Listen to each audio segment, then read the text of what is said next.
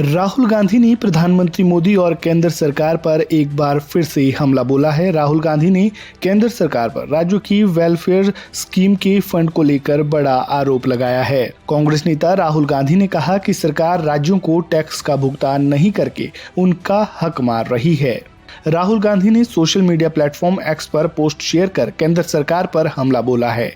कांग्रेस नेता ने लिखा, भारत सरकार के शीर्ष अधिकारी द्वारा प्रधानमंत्री की राज्य विरोधी नीतियों पर किया गया खुलासा चौंकाने वाला है। मुख्यमंत्री रहते राज्यों को टैक्स का 50% हिस्सा देने की वकालत करने वाले नरेंद्र मोदी प्रधानमंत्री बनते ही राज्यों का हिस्सा निचोड़ने लग गए। आखिर क्यों? जीएसटी भी सिर्फ राज्यों के संसाधनों को छीनने का एक माध्यम बनकर रह गया। राज्यों के पास वेलफेयर स्कीम के लिए फंड्स ना बचे, इसकी साजिश सिर्फ इसलिए रची जा रही है ताकि सारी योजनाओं का केंद्र एक ही व्यक्ति बन सके।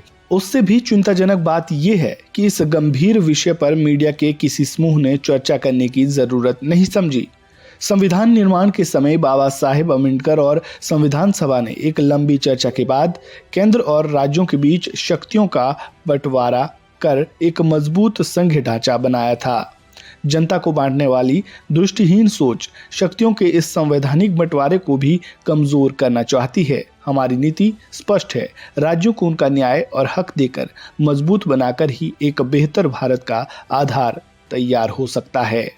यह ऐसा पहला मौका नहीं है जब राहुल गांधी ने पीएम मोदी पर इस तरह के आरोप लगाए हों। हाल ही में शुरू हुई कांग्रेस की भारत जोड़ो न्याय यात्रा के दौरान भी राहुल ने पीएम पर हमला बोला था। क्या कुछ कहा, जाते जाते वो भी सुनिए।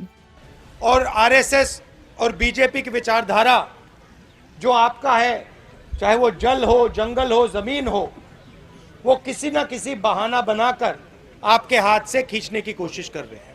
ये सच्चाई है, पूरे देश में सच्चाई है। हम आपको आदिवासी कहते हैं, वो आपको वनवासी कहते हैं। आदिवासी और वनवासी में आप फर्क जानते हो? जानते हो फर्क? कोई जानता है? मैं आपको बताता हूं। आदिवासी शब्द का मतलब जानते हो? आदिवासी मतलब जो सबसे पहले नागरिक था। आदिवासी मतलब वो व्यक्ति जो इस धरती पे सबसे पहले आया था, वो आप लोग हो। वनवासी का मतलब वो व्यक्ति जो जंगल में रहता है। बीजेपी चाहती है कि आप जंगल में रहो, आपके बच्चे कॉलेज यूनिवर्सिटी में ना जाएं, अंग्रेजी ना पढ़ें, बिजनेस ना चलाएं। हम चाहते हैं कि जो आपका है वो आपको वापस लौटाया जाए।